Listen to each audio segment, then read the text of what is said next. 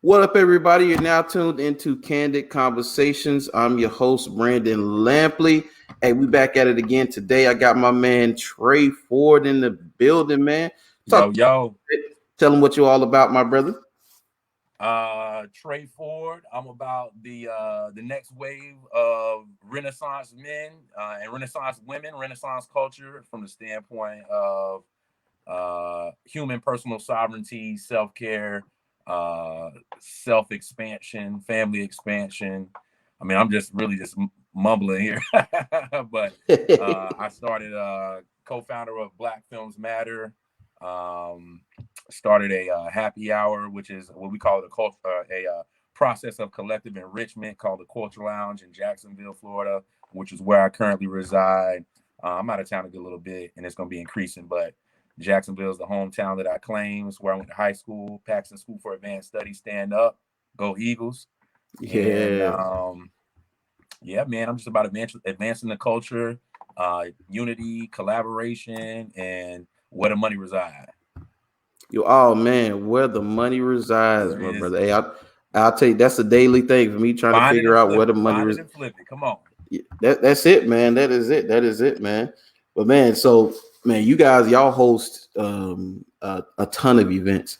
Like anybody who claims that there's not much to do in Jacksonville, follow Culture Lounge Jacks, follow Black Films Matter, follow Trey Ford, follow all of them, man. From I mean, it's so many events. From what you got, Smoking Word on Monday. You got I know you'll have the mixology class with Mr. Bartender. You got the one I want to go to is the what's the what you singing? Oh, karaoke plus game Karaoke. night. This is a good one to Karaoke. come to as well. June 3rd is the host's birthday. Tippy Simone. Shout out to Tippy Simone, host of Okay. karaoke plus game night. So it's gonna be lit in there. It's gonna be lit in there this June 3rd. This June gonna be something serious, I think.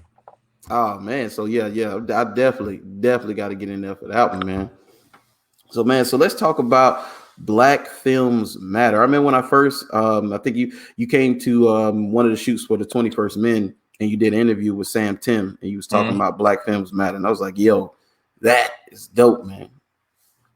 Yeah, so Black Films Matter. What's interesting is it didn't start as Black Films Matter. It actually started as Gainesville Black Wall Street, which we were. My partner Aaron Day and I were basically a small boutique marketing company that we focus on getting into Black businesses. And a lot of times, Black businesses have a specific talent or skill set that they're really, really good at, but then they're also like a first generation business owner, maybe didn't pick up skills in corporate or something like that. So Aaron, who was working for University of Florida and has a ton of accolades as a photographer and graphic designer from '05 to now in Gainesville, Florida. And myself, I owned a magazine in Gainesville at the time, and so I had some marketing prowess, but I've always been in sales and been in events to a certain degree through Phi Beta Sigma over at University of Florida, world famous ZK chapter. So we kind of, he's an alpha as well, so he had a similar experience as far as being a fraternity guy. So what we did was with Gainesville Black Wall Street, you always got to prove it first before anybody really pays you to do anything. They got to see your success.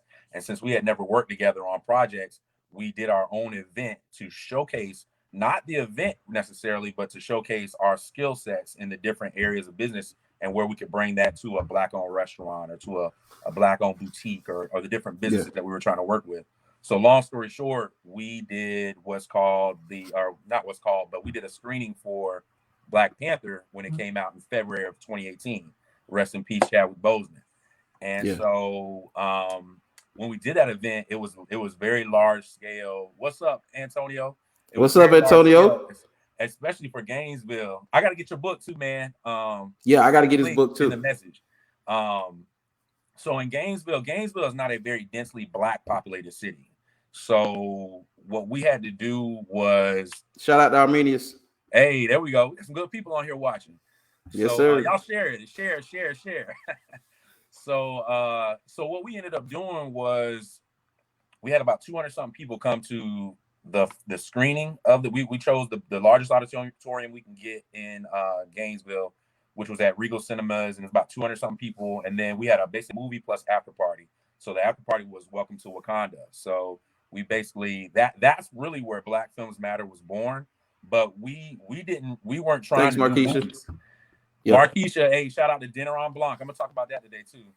So we didn't really get into movies heavily because we were trying to be a marketing boutique and get paid for the service. Then we got an opportunity to work with a small theater in Gainesville, a local theater called the Hippodrome Theater. I think it's the oldest theater in Florida, and we did a Blaxploitation series.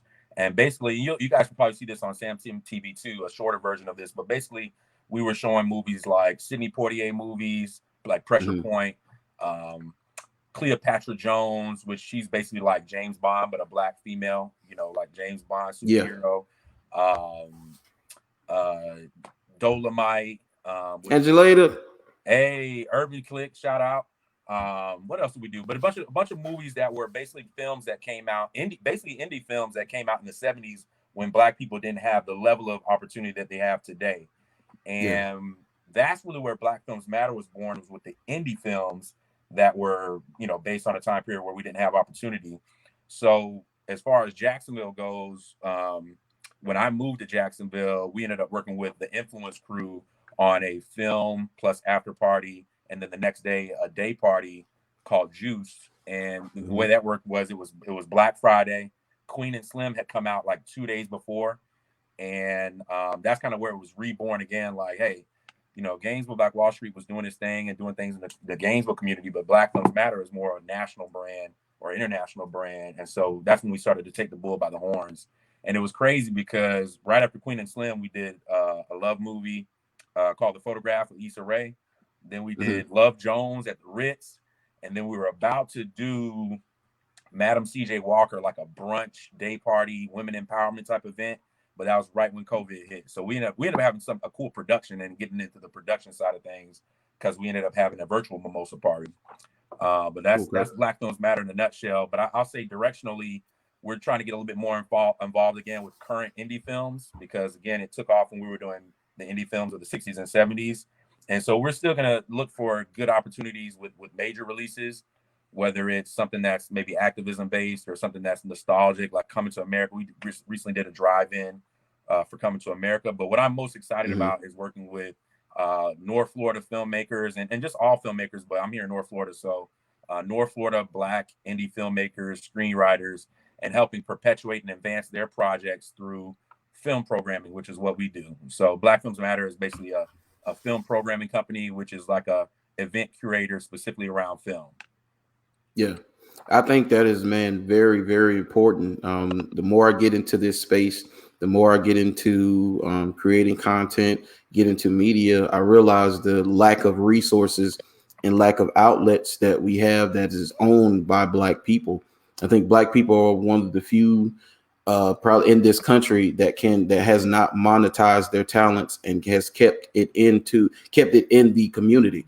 It's always been profited off of by other races of people more than the Black people themselves. I mean, just take music, for example. All those early artists, they didn't make hardly a dime. Right. And who made all that money? Exploited. Come on, man. Exploitation, man. Yep. It's the same in sports. For a long time, those guys are getting underpaid. They've gotten so smart now. I got this card up here, Elijah McCoy. This speaks to the Jacksonville Renaissance because he came up kind of in the during the Harlem Renaissance time period. But Elijah McCoy, where the phrase "the real McCoy" comes from, it says on this card, sold many of his patents for a fraction of their worth, never capitalized on his own inventions. The devices he designed made others millions. And the real McCoy comes from his oil drip cup for changing oil. Wow. Great, man. So across all industries, but especially entertainment. Yeah. But so like you say, across all industries, that's another one with them inventions. I mean, we know about the Wright brothers. Come on now. Let's be honest, man. Black man inventing a cell phone. Didn't know that a long time ago, man. So it's been a lot. Eugene too. Shout out to the Eugenes. Yes, Eugene man. is a good name, y'all. I'm Eugene for the third, by the way. That's where Trey. Yes, sir. But it's crazy now that we've learned to kind of hone our talents. You're seeing a lot of us go more independent than anything. Right. You look at it from artists, and then the way they do it in sports, they're signing shorter contracts because, especially in sports, what you realize is that every bargaining agreement that they have, the salary cap is going to balloon. And so more money is going to come in. So you sign a 10-year deal worth $80 million. Halfway through your deal, a new collective bargaining agreement, salary cap goes up. Yep. Somebody comes along and they sign a 5-year deal for $100 million. And you like, Yep. yo, and you're locked into your contract already. You're locked into your contract, man. So that's the life, man. That's the life. Man, Tyler Perry said it. Ownership changes everything. Master P was the blueprint for that in the rap game. Yes. Nipsey Hussle duplicated that, maybe some others as well, but Master P and Nipsey just jumped in my mind as far as examples of that. So yeah, OWN is the Oprah Winfrey Network. Case in point, you know what I mean? And Oprah started off kind of like on the news, on the regular news media. So oh yeah, man. Yeah. Snoop Dogg praises Master P a lot for what he helped him do. I didn't realize he that his career.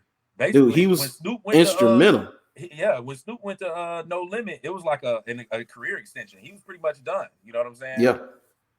Yeah, man. Honestly, those albums really ain't that strong, but he made bread. You know what I'm saying? It's probably like the No Limit Snoop albums ain't his strongest. Like they don't have all his strongest tracks on them or whatever, but apparently it made him that bread though. It made him it made him money, man. Yeah. Because Master P, I don't think gets enough credit, man. We have got to make sure we give him his flowers while he's here. I mean, you want to talk about a guy from New Orleans who's a superb businessman who, he learned from others, I'm sure. But dude, that's just natural for him to be a businessman, to own his own, and to be an entrepreneur. He's every sense of the word when you talk about entrepreneur, man. And putting your people on. Yes. I mean, Silk the Shocker cannot rap worth a damn, yo. Mm-hmm. And Lil Romeo was cool, but Bow Wow got Lil Romeo beat. You know what I'm saying? So he put his family on. It's similar to the Wayans brothers. That dynasty. That's the Wayans brothers. I would say would be the equivalent of that in the movie game. Yeah. Oh yeah. Yeah. Definitely, man. Definitely. So man, yeah. So let's talk about this Culture Lounge Jacks and all the events you guys having around, and any events that y'all have coming up. Definitely. So what I'll start with is we're looking for more events. So Culture Lounge Jacks, it actually started around this time last year, where today is the anniversary of George Floyd's murder. You know what I mean? Mm-hmm. And not that that's to be celebrated, but just wanted to highlight that because during the pandemic, there was a lot of racial tension, and then there was cabin fever, and all of these things going together that are not a good mix for mental health and trauma. And as Black people, I mean, this would be a whole separate live about the last 400 years, the last 40 years. Like people a lot of times highlight slavery, but I mean, what about the 1990s? So I say all that to say, beneficially, we're in Florida to that regard, from the standpoint of having options to go outside if we wanted to or not, just having the freedom to choose. And it allowed us to put together something small and safe at the Cookbook Restaurant, which is a Black-owned restaurant in the historic Springfield area. Shout out to Brandon Byers. Yep, shout out to Brandon Byers, the owner of the Cookbook Restaurant. He opened up his doors for us, and he has some seating outside, and he just had to, abide by the mandates of about 50% capacity. And we started with live music. And live music was kind of the entry point, and then it was trial and error all through the summer. There would be nights, honestly, there was Culture Lounge nights where it was me and the vendors, you know what I'm saying? And people don't know that or whatever, because they see what happened when Jessica Cherry came through with an open mic, and we got a whole bunch of people in there having a great time. And to me, it was like an artistic outlet. It's kind of what it got converted into, because these people that are in the art community are inside and working on their craft and writing and producing and things like that. And it was like the pressure was building. And I think that's kind of the flow and the ambiance of Culture Lounge. The secret sauce of it is it's collective creation. Myself and my partner Chris Slade, we don't curate every single event that goes on at the Culture Lounge. We have it as a container where somebody else who has an event concept can come in into a risk-free or a low-risk type of situation, do an event a couple times, and the Cookbook is not a huge venue space, so you do an event a couple times with us, and then we send you off, and now you've incubated and honed in on your concept, and now you're going and doing it even bigger. You know what I'm saying? And people were able to take advantage of that, that were brand new to event creation, and that were that have been in the game, that just were trying to find that new space again, because all the venues, or many of the venues that were normally used, were closed. And so I call it, the tagline is a process of collective enrichment, because not only do you have people getting their feet wet with event curation, you also have people just getting out, and then like we like to say welcome home when you come in. So you're in a space where there's other people that look like you and you're comfortable. And this was very important around the time of what was going on last year, and just always, but definitely in that time period, because we had it was a bunch in a row. It was like Ahmaud Arbery, Breonna Taylor. I'm from Louisville, Kentucky, and my family reunion is in Minneapolis, Minnesota, where George Floyd was slain. So it was just all this stuff back to back to back. The pressure was building a lot, and I hope that we were able to alleviate some of that pressure, because when people get angry and desperate, they choose outlets. You know what I'm saying? And not all the outlets are what others would deem positive. You know what I'm saying? And so that's really the vibe of the Culture Lounge. So we have one staple event that's every single month. That's every first Thursday. It's karaoke plus game night with Tiffy Simone. And we're actually molding a new DJ, Samina. And so she just got her turntable. She's getting mentored by one of the best DJs to leave Jacksonville. He sometimes comes back, DJ 151. So shout out to Mike. But basically, every third Thursday is mixology. So mixology is Destiny, aka Mr. Bartender's event, which she now has done that outside of Culture Lounge, and we actually have one planned for Gainesville as well. But she's every other third Thursday. That's a great event, people. Y'all got to go. I went. Event.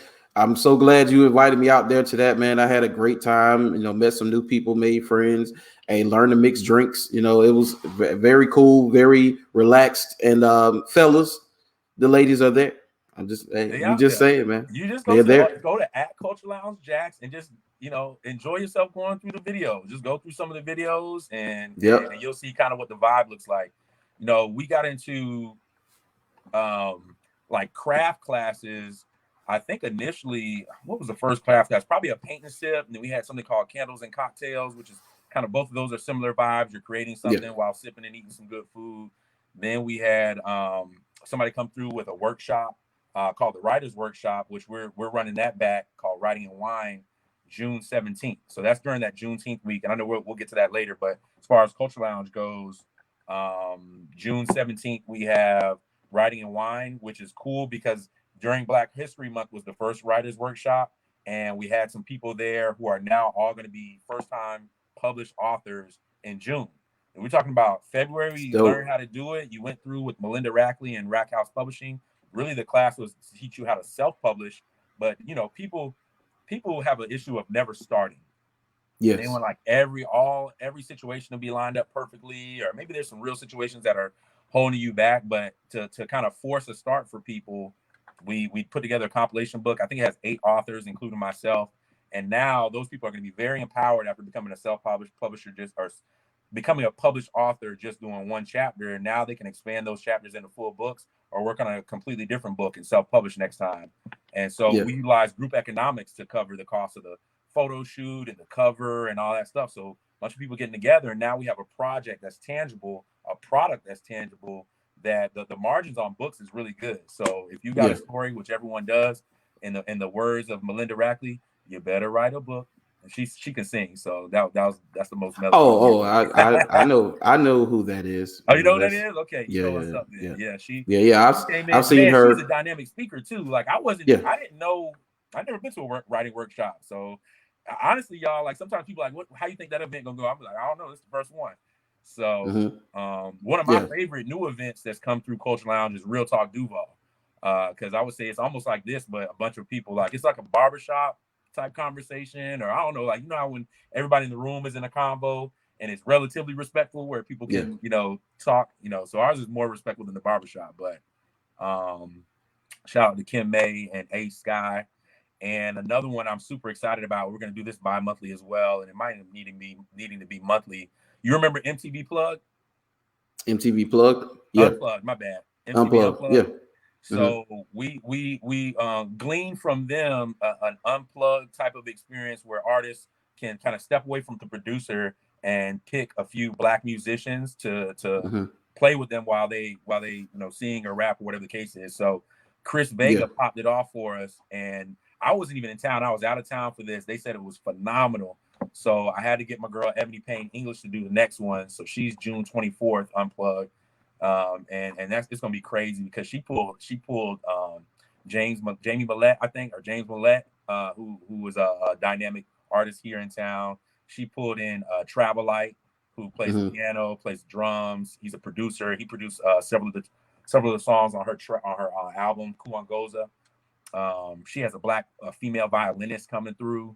So hers is gonna be June 24th. I think that's gonna be a sellout event. Chris Vega sold out too, I'm pretty sure. So so what you got to do is because I've known Melinda for years, so what you got to do, she's great writer, great speaker, and all of that, but you got to get her on the mic singing, man. I got her one time at karaoke, and she chose Whitney Houston. That's a bold move to choose Whitney, and she killed it. I was like, hey, man. Whitney, unless you about to play around or unless you about to really do it. She did her thing. I've heard her sing since she was like 10 or something like that. So so all right, get on the mic there. You have a good time. Yeah, for sure, man. What else we got for Culture Lounge? But so to that point, I think I mentioned something to you about Q3 and Q4. Yes. And if anybody doesn't know those terms, business is kind of segmented in quarters throughout the year. And so Q3 is July through September, and Q4 is October through December. So basically the last half of the year. And we're looking to plug a few dates. So I think Jason Scott has a concept coming through, kind of like a Black Films Matter joint venture with Insecures last season. And so we're going to figure out, we're trying to wait for the release date on that, but we'll probably have some good conversation around that because Black men and Black women need to talk. We need to have some of these conversations. That's why I like Real Talk Duval as well. So looking forward to that with Jason Scott, who's also a new broker in town, pushing homeownership 2021, group economics 2021. Let's create the I gotta get him back on. He's came on with me already, but we just talk sports. I told him I'm gonna bring him back, and he got to talk his business, man. Talk his books, talk real estate, man. Talk any ventures he's got going on, man. Because I learned that collaboration is how we're going to get to where we're going. Like you have to collab. You have to collab with people, regardless of whatever, how you feel about them, personal things. I mean, whatever. I mean, business is business at the end of the day. You got to collab, man. Yeah. And I don't think there's a lot of people that are on this competitive, like in their minds, probably. You can hear it in their language. It's a few. It is a few. But I'll say even more than that is people who've been burned in the past, who have had a bad experience with a person or with a group of people. And so there's like a lone wolf mentality. I think the biggest enemy of collaboration isn't really competition, because I think people are starting to get that we don't need to be competing with each other. But the solo, like the self-made, you know what I'm saying? Like there's trauma associated with wanting to be really, really self-made and not asking for help or feeling like you can't work with other people or this is a crab ass city and all the things that people say, right? And it really boils down to, properly setting up the boundaries, putting things on paper, and rapport and respect. Really, even if you don't set up all the boundaries, and even if you don't put things on paper, if there's rapport and respect and communication, then even when there are kinks and hiccups, because I've been a source of a kink before in projects, you know what I mean? Like, I'm sure there's people who say bad things about me when I get pissed off at a project. So I'm not saying I'm perfect either in that regard. Right. But I do it so often that, I got a lot of reps in collaboration, and I've been burned more times than anybody because I take more shots. You know what I'm saying? So it is what it is, but it doesn't mean you should stop. It doesn't mean you should stop working with other people, because our skill set and strengths and just even passions are different. Like, you might be strong at something, but hate doing it. You know what I'm saying? Yeah. So it's like, I look forward to working with new people, especially those people who love doing what I hate doing. Yeah. Shoot, for me, unanswered DMs versus answered DMs, dude, it's lopsided. There's a lot of people, they just don't answer you. So, I mean, it is what it is, but you keep moving forward. I'll say shout out to the 21st Men as well, man, because getting in that space with them, I mean, that's how I met you. That's how I met Sam Tim. That's how I met Vincent. That's how I met Dante. I mean, Angelina, she came through. That's how I met her because she came to do a show with the 21st Amendment. So they brought a lot, I think, to the game and a lot of collaborations and creating a professional network, for people, for men especially, to branch out and bring whatever talents you have and being able to give a service to those who need it, man. I think it's a great thing. No doubt. Yeah, for sure, man, for sure. So, man, let's talk about this Juneteenth. You said y'all doing a block party? Well, it's all kind of stuff. So I, personally, for me, for Juneteenth, what I'm going to attempt to do, I got to figure out how to align with a few cinematographers and videographers, but my plight during Juneteenth is to try and cover as many events as I can, kind of like maybe hits on the street style, interview style, and get the message of Jacksonville's Juneteenth or North Florida's Juneteenth out. So what I know a young lady named Nikki Herrica. She has a spot that they're nicknaming the Honeycomb Hideout. She has like a Monday through Wednesday situation where she's got like a Taco Tuesday, I think infused tacos, Taco Tuesday night, like a 90 something on Monday and something on Wednesday. I was going to try and pull up all the flyers, but my laptop going slow. So I'm going to just try off the top of the dome. If I forgot you, I'm sorry. So then we have Thursday, we have our Writing and Wine at Culture Lounge. Yeah. So that's something I'm directly hosting. I want to say there's something going on something else going on in the media, like in a media award ceremony, but they haven't released that yet. So I'm not gonna say what it is yet until they release it officially. But I believe that's gonna be on Thursday as well. Then you have Friday is the T-Posh block party. Now I am helping with this event because I assisted with booking some of the artists or whatnot. And the T-Posh block party is gonna be dope. I think it's the only thing that I know of Friday during that time period of 4 to 8 window. And Ebony Payne English is performing, Biz is performing, King Travelite. There's several performers that are gonna be through. We like 40 plus vendors. So this is like the black receipt, the buying black, keeping the black dollar situations that flows from T-Posh. Well, really the whole week, because you're talking about black owned black owned restaurants and black owned venues or whatnot. But as far as like mass market or mass purchasing, mass shopping, then you got the melanin market the next day, which has been going on for a long time. They have at least 4 a year, hosted by Angie Nixon, and I think somebody else is involved, Black Jazz Connect, Charles Betts, and a woman named Dawn who does shirts as well, and among other things. So Angie, Dawn, and Charles are back at it with Juneteenth on Saturday. That's A. Philip Randolph. There's a ton of stuff on that Saturday. So Two Dope Chicks has a brunch. They've been having a brunch bingo situation that's fire at Escape. I think usually DJ Swag is the DJ. DJ Swag had us turned last night at Smoking Word. DJ Swag is the crowd pleaser. And then you've got on a service side of things, Victoria Webb has a homeless resource drive, Help the Homeless Resource Drive, where she's helping them get their resume aligned. There's a lot of newly homeless people due to the pandemic and things that have happened. You know what I mean? That people with skills. And even for the people who were homeless before then, they got a skill to do something. They're alive, and most of them, from what I see, are moving to a certain degree or whatever. So the ones that are able, they're going to be able to, I think, get haircuts and get credit repair stuff. But the most important part is finding them. It's like teaching them how to fish is more important than anything. So, or just giving them access to a fishing pole. Some of them may already know how to fish, and they need access to something. So, I think she's looking for more businesses that are going to be willing to hire. And it sounds like businesses need people to hire. So, I mean, there's bodies out here. You know what I'm saying? So, it's just connecting those businesses with the people who need those jobs or who can do those jobs and that sort of thing. And I will say there's plenty of jobs out here, Trey. I mean, I've talked to so many companies, from restaurants to convenience stores, clothing stores, whatever, anything you could think of. They are in need of people, and just people are not applying. It's starting to pick back up though, because they're starting to apply for a couple companies are starting to apply. They're saying they're getting more candidates than they can handle. So I guess once those benefits start to get cut off, you're going to see more and more people apply for jobs. But I'll even say this, is at least as it relates to the homeless community, the job application process currently is computerized. So, some people have those phones and stuff like that. But I mean, You got to do it on the Anybody computer. try to do something that's a long application on a phone and it gets interrupted. That's just not where it's at.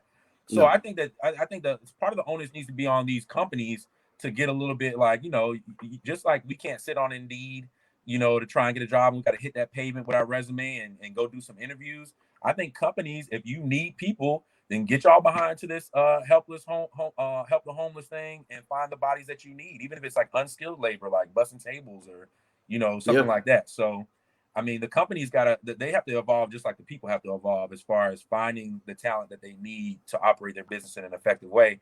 And they got to pay, you know what I mean? Like, got to pay.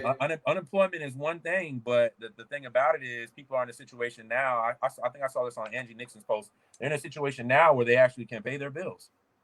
Mm-hmm. So, and they were just in a situation prior to that with that job where that was not the case. Yeah. You know what I'm saying? And now they have time as well. So I think part of the reason why people aren't coming back to jobs is over the time period, maybe they picked up a skill. Yeah. Picked up a trade. Now they got a business. They're gonna come back for it. You know what I'm saying? So, or they're in school. I've seen a lot of people go to school, getting their master's degree or getting their first degree or getting the trade school license certifications off the charts. So, it's time for businesses also to take some responsibility of that and go and find the people that they need. Yeah. Yeah, man. Yeah, and you're correct about that. If you as a company, as an entrepreneur, you need workers, you need those things. You have to evolve as well. Make the conditions better. Make the job desirable. Yeah. Shoot, in my job now, people are leaving left and right because they're just not paying enough. They're not. Shoot, you go to Costco, or I think Costco was like 15. Aldi's was starting at like 13, and you got jobs, man. They still at $10, $11 an hour doing much harder work. You're like, yo, man, y'all and getting treated bad. You know what I'm saying? Yeah. Maybe these jobs should hire new managers. That's a big one too. You know what I'm saying? Like I ain't putting it on people. I'm not putting all of it on they getting a check. You know what I'm saying? Because it ain't like the check. The check ain't gonna make nobody rich unless they're doing the right things with it. So it's really just covering bills. Like it's not like people getting rich off unemployment. But as far as Juneteenth weekend, there's a American Beach move. Now, last year, American Beach was jumping like kind of organically. So this time, Women at Work is making it a little bit more organized, so people know exactly where to come and what's going on.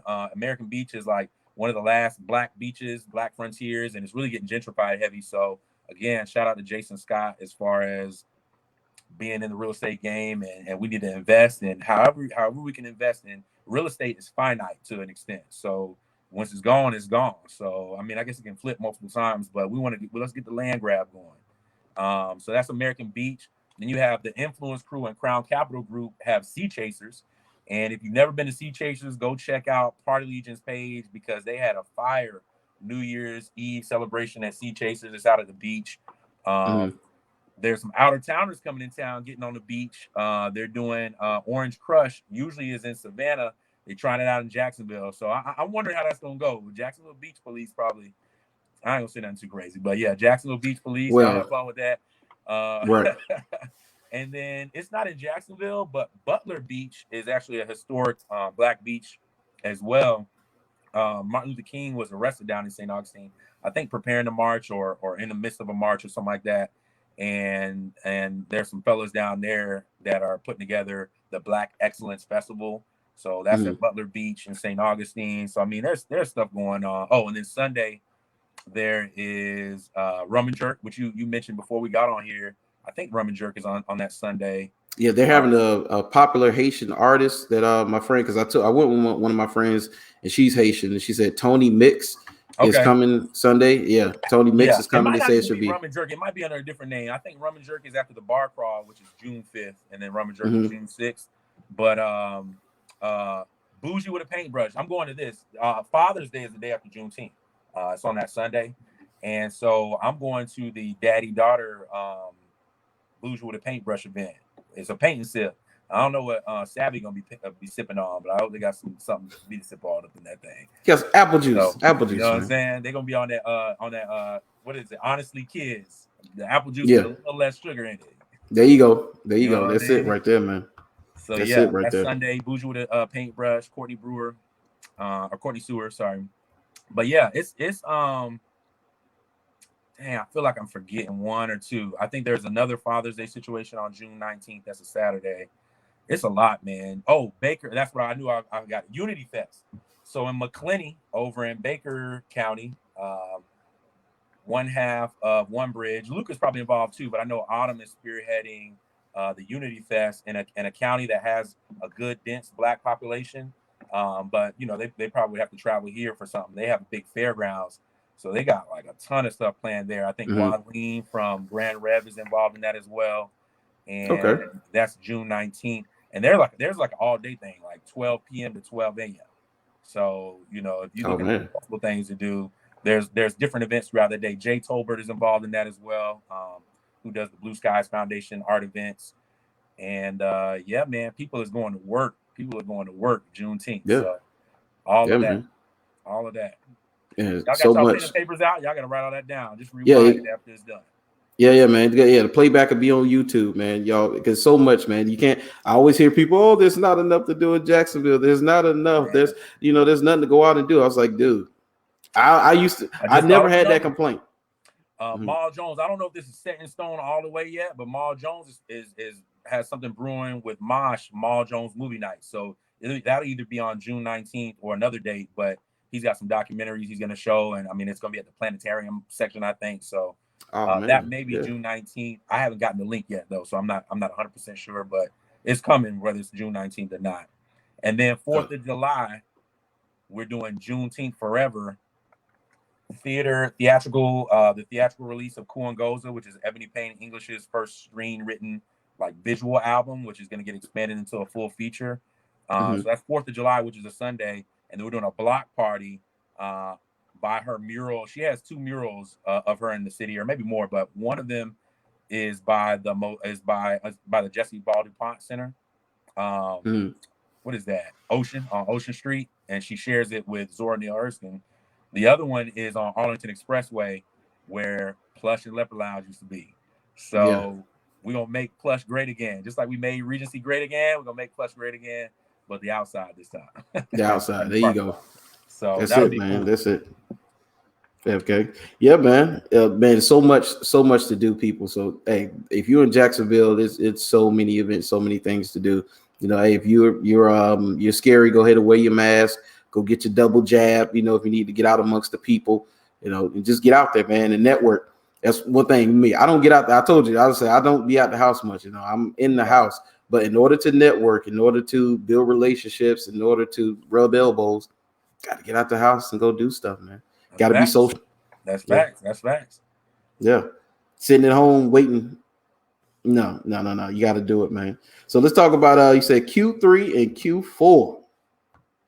Yeah, man. So that's just what I'm focused on right now. So we got out to a good start, I think, scheduling wise and planning wise, making it up to Q1, Q2 through that.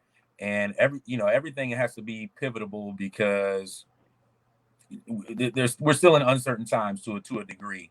And as the vaccines have rolled out and as things have shifted into the digital world and people have made their adjustments or all that stuff, just suggesting to everybody, get in that calendar, get in that planner. I like to use pen and paper, and I like these big papers like this and stuff like that, so I can see it all the time. But how whatever works for you, getting your planning for Q3 and Q4, because I know during Q3 there's going to be, it's probably Q4, beginning of Q4 into Q3, Dinner on Blanc is coming. There's some staple events that are coming back that we haven't seen for a year. So I know we're going to bring back cooking and cosplay with Zaji Jones, Chef Zaji, one time for Zaji, Z the Alien on Instagram. What else? There's something else I can't talk about yet either, but it's going to be pretty big. I think it's going to bring a major artist in. So can't divulge yet because I signed an NDA. But man, September, I think there's going to be some things popping. Again, some of the stuff I can't divulge, but so my suggestion to everybody is to go ahead and get your preparation and get your planning done. And set some new goals. In fact, there's a very, very important event that's happening June 10th with Shanika Nesbitt and Gina Nesbitt. They're not related for sure, but maybe. The last name is spelled differently, but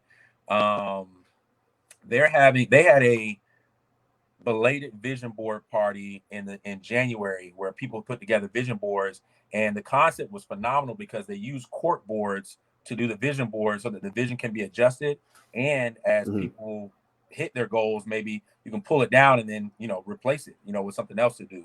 And they're doing a kind of a 6-month review of the vision board, seeing if people are tracking towards it, and that's super important. This is to the same point that I was making about Q3 and Q4 and planning and goals and strategizing and vision setting. Is they're doing it's accountability, and collective accountability. So they're doing a review. Gina Nesbitt is another dynamic speaker, and then Shanika has an amazing story. You probably know her most for Shop Beauty's Closet, and she does like a Tuesday shop event virtually online that's been going very well. She started a nonprofit. I actually met Shanika through Dinner on Blanc, and a couple months later, she had. I hope she doesn't mind me sharing the story, but I mean, her story. So it's gonna be a book and a movie and everything. So she had a stroke she's in her 30s, so she had a stroke at a young age, relatively young age, not when you really would expect it to happen. And that ended up kind of delaying some things in her life, but also turning around and being a blessing because now she's been a blessing to other people. She's connected with other people who have had this similar story. In fact, Melinda, even a young, I think she was in her 20s. So it's something that you wouldn't know about, that's out there. So I'm sure she's a survivor. Yes, she's a survivor, man. I was around her around that time, man, and she persevered through to see where she is today versus when it first happened, man. This is cool. They have their events back to back too. So Melinda's June 17th and Shanika's June 10th, and they're connected too. So I'm assuming there's gonna be a book that comes out of that as well. And so they're having a belated vision board party year review. So like your 6-month review, halftime review, basically, to get people back on track or encourage them to do new goals. And then it's called the belated vision board party because Shanika didn't really get to do one. Like usually you're supposed to do your vision board before the year starts to a certain degree or at the very, very beginning of the year. And she started this, went after that happened to her. And it was just later in the year, but some people hadn't gone to a vision board party yet, or some people had already quit on their vision already, or you know how it is. By February, all those the New Year's goals are out the window a lot of times for a lot of people. So I think it's just smart that Jacksonville has all these things going on, and I think it's just creating like this snowball, this momentum. This is the Jacksonville Renaissance going on right here. The Harlem Renaissance benefited from a lot of people from the South migrating there with their talents, their treasure, and collaborating. And we're seeing a mass migration to Florida, and there's already great, outstanding talent here as well. And I think it's the pressure is building. It's going to be a boom. So get yours. Not in a competitive way, but in a way. No, and definitely, man. I don't think people really understand the type of talent that's here in Jacksonville, and Ted it's a Talks lot is of coming to Jacksonville. Yeah, Ted Talks is coming to Jacksonville again, doing something I think in October. Okay, yeah, man. So it's so much, man, from artists to entrepreneurs, business people. I mean, any industry you can think of, we have someone here who's well versed in it, and they're incredibly talented, man. That amazed me when I saw that. I was like, there's so much here, there's so many here. But of course, Jacksonville, being a good old boys town, being a slow town like they are, they haven't caught up with the youth. Right. And they're gonna lose us. They're gonna lose the youth. It's coming slowly. Are operating based on their past experience, and it's been, you said the key word, it's been slow, but it's been upward trending. It's upward bound, and this is where to be. This is Bitcoin at a few cents. This is it is that ground floor. This is the garage with Bill Gates or with Facebook buddy Zuckerberg. So I think Zuckerberg was a dorm room, but this current group that's in Jacksonville right now can put Jacksonville on the map. Like you want to talk about Atlanta, you want to talk about Miami, you want to talk about New York, you want to talk about LA, any major city you could think of. The talent that's here right now, if honed correctly, can take us to those heights, man. I believe that because I've seen them in person, man. These are not scrubs. It's going to happen, yo. And Jacksonville has Jacksonville's advantage is the land mass that it is. That is not overdeveloped yet because of the stifling of the good old boys. It's like it's kind of like a slingshot. You know what I mean? So like, maybe some of these other cities got off to a better start or at a different place or a better place now. But the pressure on that slingshot, and then when we let go of that rock, man, I mean, it's gonna hit Goliath square in his forehead. So I don't know if Goliath is New York, LA, ATL, Chicago. I don't care where your city is, Miami, Orlando, Tampa. We coming. Duval. Yeah, we coming, man, for sure, man, for sure. Man, but I appreciate you, man. Anything else you want to cover? Man, I'm surprised you didn't say nothing about the Jaguars. I think it's because I told you, man. Don't okay. Hey, well, hey, people. I got to talk one time for Urban Meyer, Tim Tebow. Yeah, I'm gonna talk about it. In high school, we lost decidedly both times. Decidedly, yeah. I'm gonna talk about that later on this week as well with Mr. Reed. He covers the Jaguars for the Times Union, so he's at their practices this week. So once he goes through the practices, and me and him are going to talk about it, man. But I think Tim Tebow coming to Jacksonville with all the stupidness and the hate, I think it's a good thing. I think to me, it's about economics. It's about revenue. It's about story. It's about, I mean, you have a million different opinions about it, and bring Colin Kaepernick into the story, or I dispelled that, man. I killed that. I say Colin Kaepernick isn't in the NFL because Colin Kaepernick doesn't want to be in the NFL. If he wanted to play ball with the NFL, he would have signed the paperwork, he would have did the workout, and he might be on the team right now. But his advisors told him not to sign. He decided not to, and he went on about his business. That's a choice. That's a choice. And I didn't even know that. I would say, even if he didn't make that choice, though, this is a container right here. It's Jacksonville, Florida. We had the damn worst record last year. Who is getting a hometown boy? You know what I mean? And it's like it's a network. That's the importance of networking is somebody got into a position where they could help him. And and not for nothing. I mean, the boy worked hard. You know what I'm saying? Like, he looks like he's in great shape. Videos and stuff like that. Like, he's been out of the league for a long time. But I think they should have did this a long time ago to sell tickets. Or I thought that the Jaguars should have picked him up a long time ago. We had been losing all the damn time. So like, let's have. And that's fun. The rub.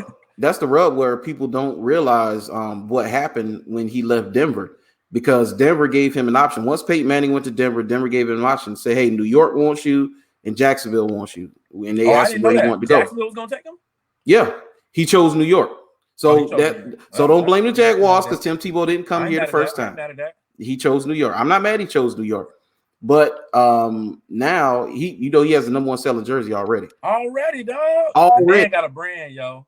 It just puts Jacksonville, and to me, it's like, okay, it puts us in position for later. Like, you know what I'm saying? Yeah. Let's climb. We got Sunshine now. We looking good. And he takes pressure off of Sunshine.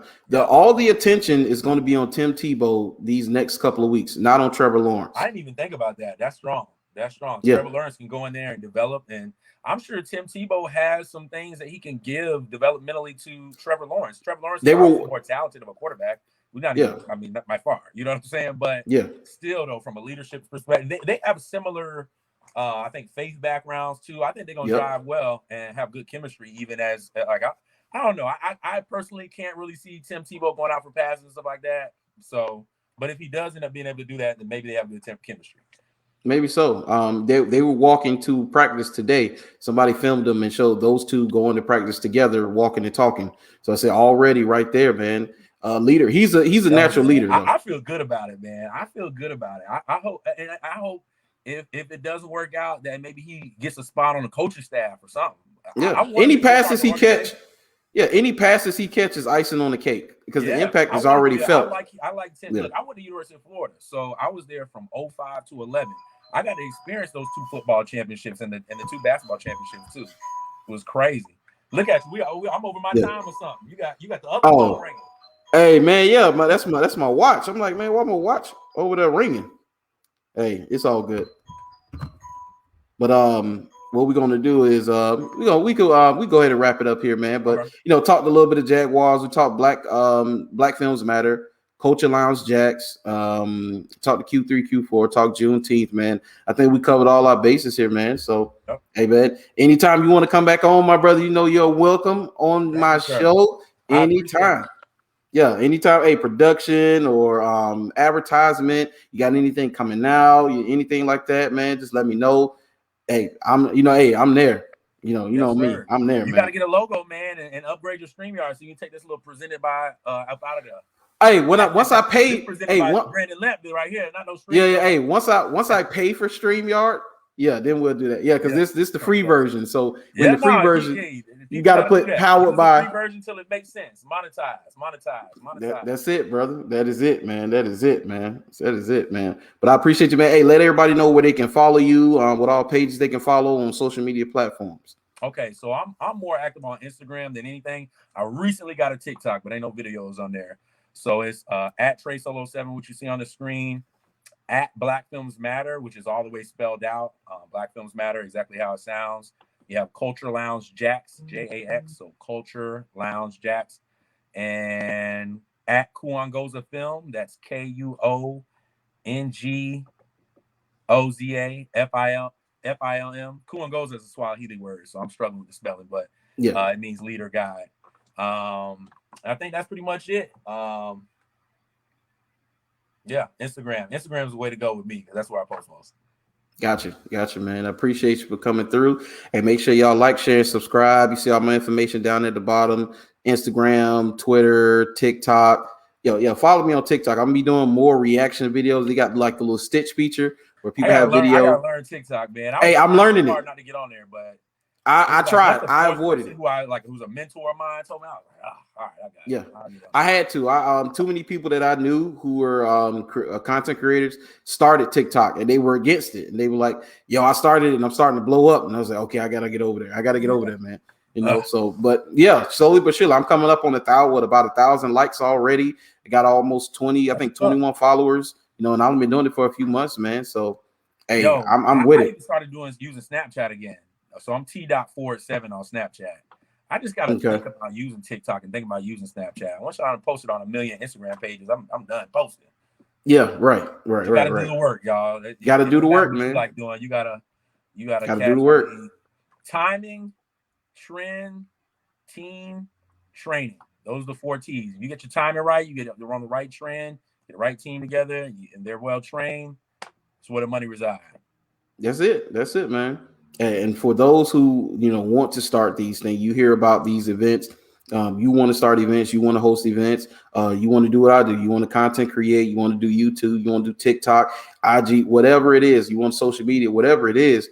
Consistency is the key, man. Hey, hard work beats talent when talent doesn't work hard. I don't care how talented and charismatic and suave and debonair that you are, but if you're not consistent, it's not going to matter, man. You have to be consistent. Yeah, man. But hey, appreciate you for joining me, my brother. We're going to sign out of here. I appreciate y'all for tuning in. I probably will be back at 3 with another show. We're going to talk about while men are walking away from marriage with my buddy Sean Taylor. Consistency, baby. I got to get it, man. Hey, I've been so consistent with this because, this is the free version of StreamYard that I got. They have a limit on how much you can stream a month. And they say, hey, you up at the cap, brother. You streaming kind of crazy over there. Man. We about to cut you off until you pay. Straight up. So, hey, I got eventually I'm going to pay for this and then I'll be able to stream as much as I want to. I'll be able to change and manipulate everything how I want to. But, hey, this works for now, my brother. This works for now. I ain't mad at that. For sure. Yeah, man. But until next time, man, we signing off, man. Hey, check me out later, man. But peace out, y'all.